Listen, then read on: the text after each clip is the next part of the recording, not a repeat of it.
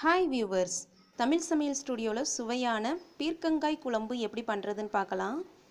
First ஒரு பேனில் 2லேருந்து 3 teaspoon அளவு ஆயில் சேர்த்துக்கலாம்.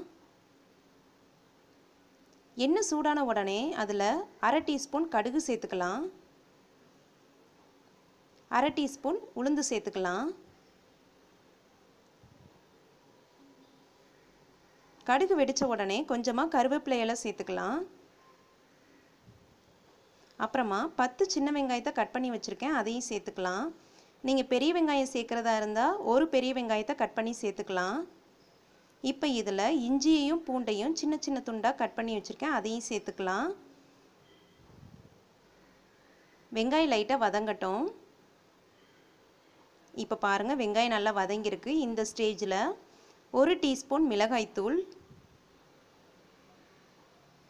1 டீஸ்பூன் மல்லித்தூள்,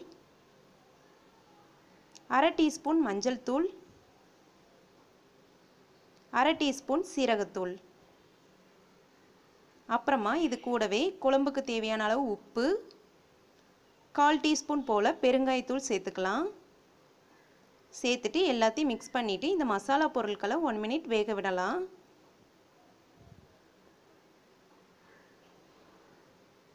பாருங்கள், மசாலா பொருள் நல்லா வெந்திருக்கு. இப்போ இது கூட 3 டீஸ்பூன் அளவு கடலைப்பருப்பை 10 மினிட்ஸ் முன்னாடியே ஊற விட்டு எடுத்து வச்சுருந்தேன், அதையும் சேர்த்துக்கலாம்.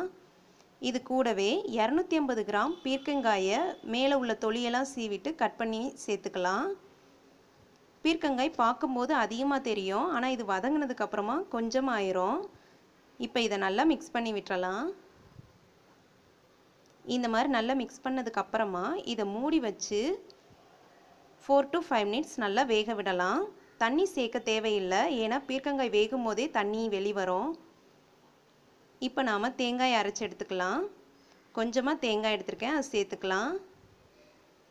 இது கூடவே அரை டீஸ்பூன் சோம்பு சேர்த்துக்கலாம். அப்புறமா 2 தக்காளியை கட் பண்ணி வச்சுருக்கேன், அதையும் சேர்த்துக்கலாம். எல்லாத்தையும் நல்லா பேஸ்ட்டாக அரைச்சிக்கலாம். இப்போ பேஸ்ட்டு தயாராகிருச்சு. 5 மினிட்ஸ் ஆயிடுச்சு. ஓப்பன் பண்ணி பார்க்கலாம். பாருங்கள், பீர்க்கங்காய் அருமையாக வெந்திருக்கு. இந்த ஸ்டேஜ் வரைக்கும் நல்லா வேக விட்டு எடுத்துக்கோங்க. இப்போ இது கூடவே நாம் அரைச்சி வச்சிருக்கிற அந்த தேங்காய் பேஸ்ட்டை சேர்த்துக்கலாம். குழம்புக்கு தேவையான அளவு தண்ணீர் சேர்த்துக்கலாம். சேர்த்துட்டு எல்லாத்தையும் நல்லா மிக்ஸ் பண்ணி விட்டுறலாம். இப்போ இதை மூடி வச்சு 4 to 5 மினிட்ஸ் நல்லா கொதிக்க விடலாம். இப்போ 5 மினிட்ஸ் ஆயிடுச்சு. ஓப்பன் பண்ணி பார்க்கலாம். குழம்பு நல்லா கொதிச்சு அருமையாக ரெடி ஆயிருச்சு. சுவையான பீர்க்கங்காய் குழம்பு தயாராகிருச்சு. இப்போ இதில் கடைசியாக வாசனைக்காக கொஞ்சமாக கொத்தமல்லி இலை சேர்த்துக்கலாம். கண்டிப்பாக இதை நீங்கள் வீட்டில் ட்ரை பண்ணி பாருங்கள், ரொம்பவும் டேஸ்ட்டாக இருக்கும்.